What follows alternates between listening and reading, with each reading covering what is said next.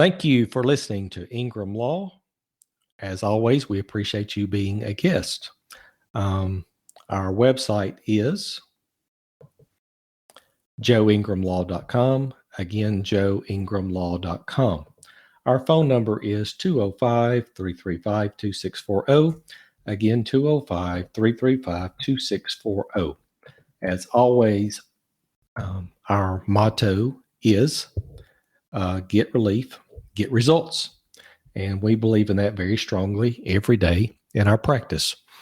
Today, we have the privilege and honor of a guest, a private investigator that does work both in family law and in criminal law. And I've worked with him personally. And we're going to bring him on the line in just a minute and have a conversation with him. So stand by for just a second.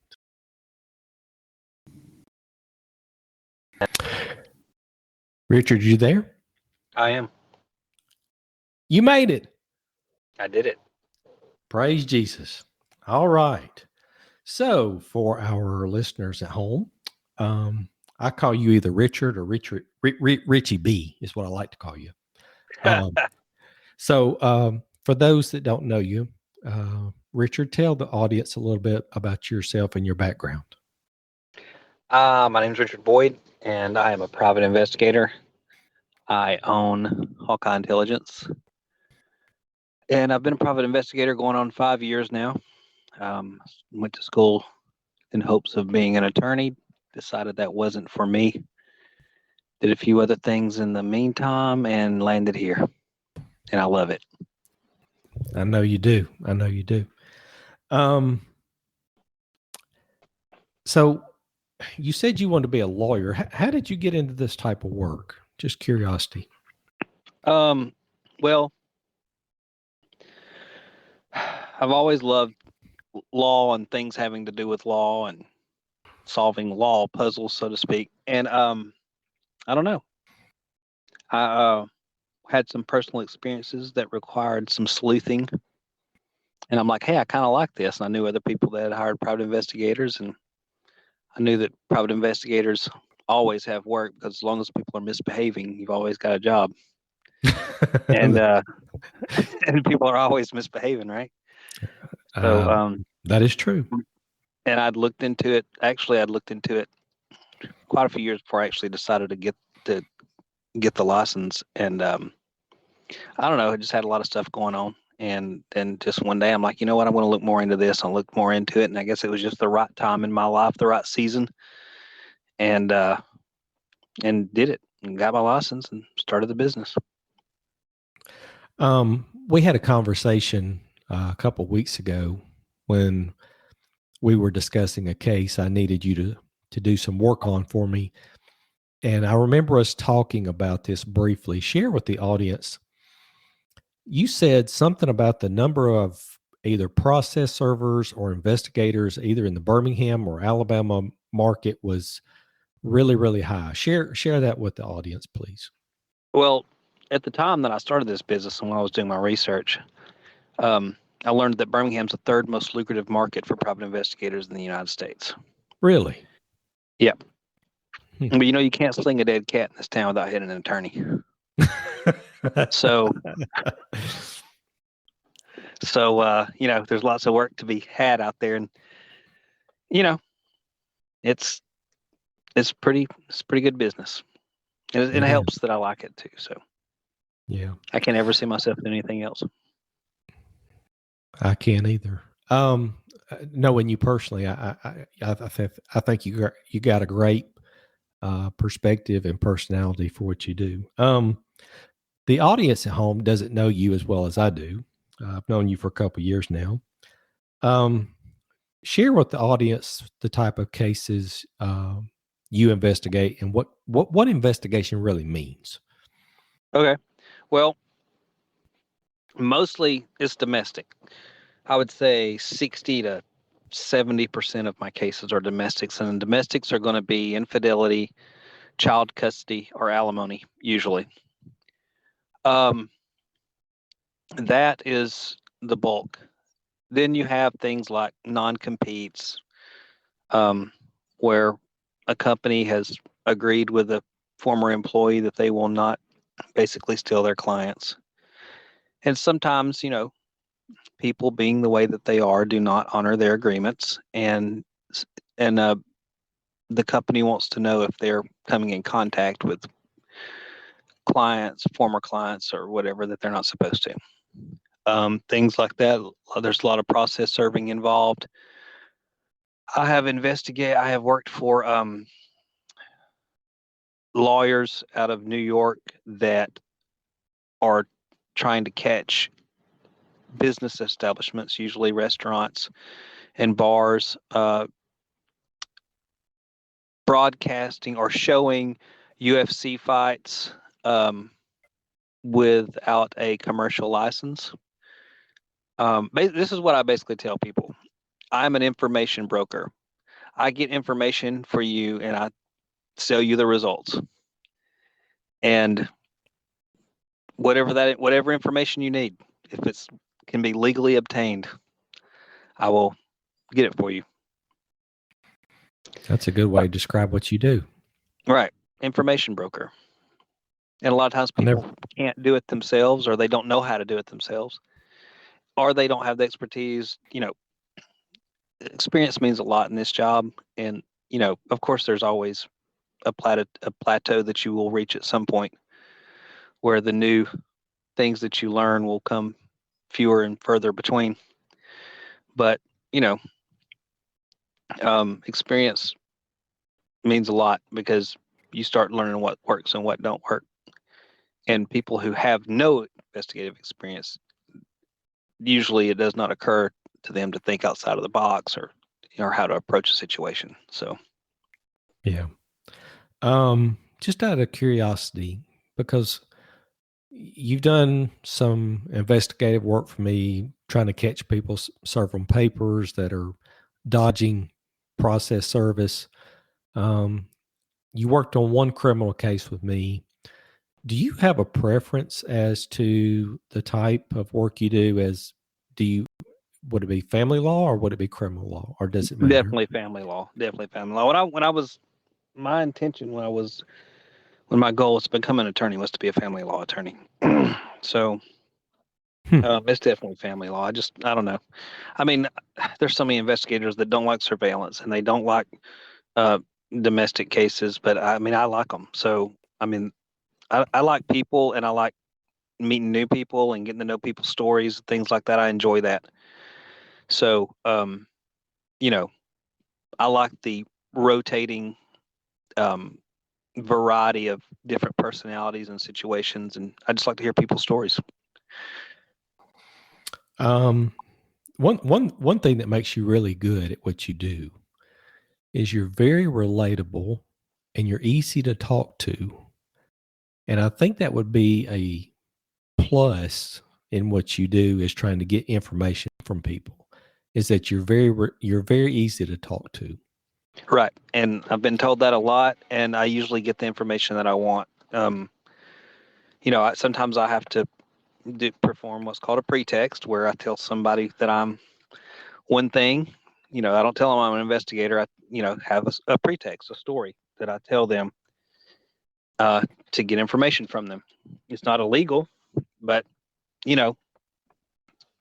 if someone is leasing land that they're allowing people to hunt on and they're not supposed to, then I'm going to go to the neighbors and tell them that I am interested in hunting in that land. Do you know anybody? Do you know who owns it? And do you know whether they let people hunt on that land or not? Have you seen hunters out there? I have to present myself as someone else in order to get the information that I can. Also, I've read and I've gone through classes on how to interview people, and there's some education there too. And I've just learned how to get information out of people. I'm pretty good at it. I always did it with my kids. I got a confession out of my kids 99% of the time when they did something they weren't supposed to do.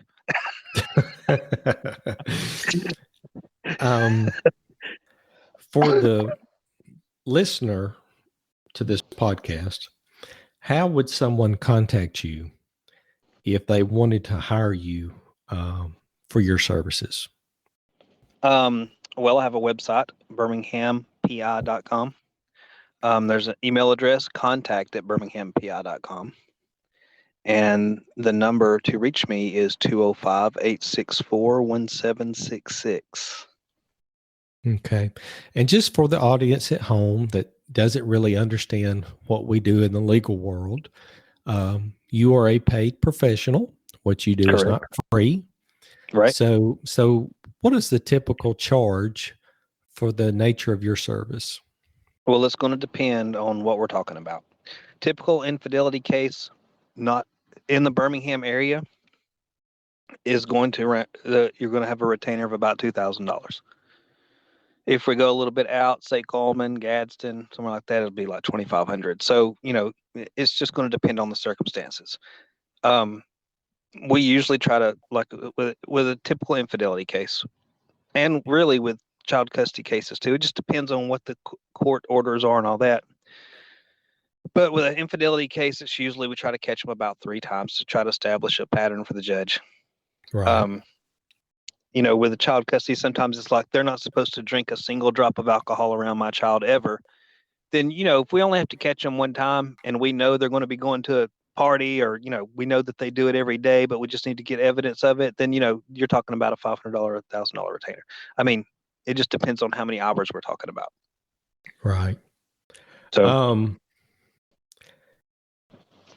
for the listener, because I love what you do, I find it fascinating. We talk all the time. mm-hmm.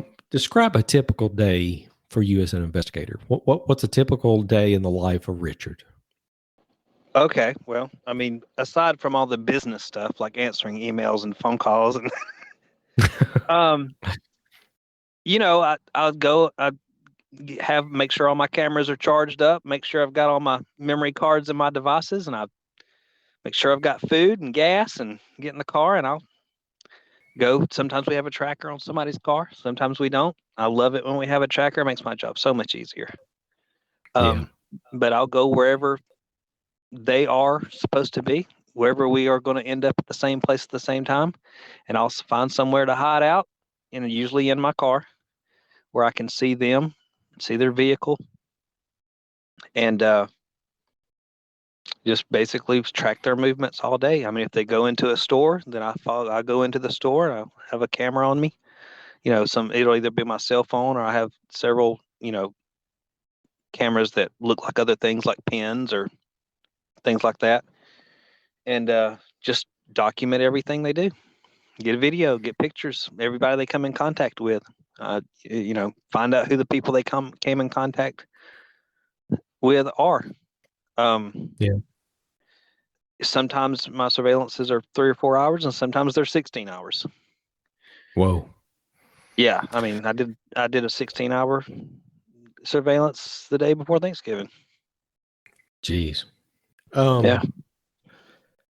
Just out of curiosity, do you have a favorite story that sticks out in your mind from your line of work that you'd like to share, or is there a niche case that you had that kind of sticks out that you always remember in your line of work?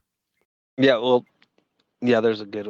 I've got several good stories, but the one that comes to my mind first is I can remember I was following someone's wife. She had told her husband that she needed to get away from the kids for a little while, so she rented a hotel room. So, we knew that was not true. Well, she did rent the hotel room, but it wasn't to get away from the kids. So followed her to the hotel, and she went into the hotel. She left. She met a man near some restaurants. They had dinner. They went into the restaurant. I walked into the restaurant. I saw the perfect table where I could get exactly what I needed. Walked up to the hostess and said, "I need that table."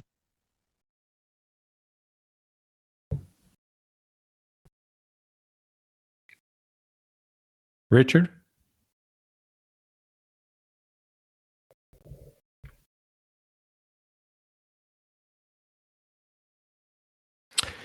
So I believe we lost. Can you hear me now? Yeah, we lost you for a second. I don't know what happened. What's the last thing I you don't heard? either. What's the last thing you heard? You were talking about the waitress. Okay, so the hostess. I The told her I want that hostess, yeah. table. I said I want that table right there. She says, "Well, there's people ahead of you, and that table still needs to be cleaned off." So I slid her a 20 and said, "How about now?" She said, "I'll be right with you." And she went herself and cleaned the table off, and I got my table. So we've got great video of the woman throwing her head back and laughing, throwing her leg up, rubbing the man's leg. Great video. Then we followed them to the hotel room. Well, when I follow someone up to a hotel room, you know, I've already done some preliminary work and found out what the room number is. So I get in the elevator with them, and I have a camera running the entire time. And so we went up to the floor. They went out of the elevator first. I went behind them. And this particular hotel has the doors are not flush with the wall. There's like they're like indented into the wall. So there's like a little 3-foot hallway, so to speak, I guess you could say. Right.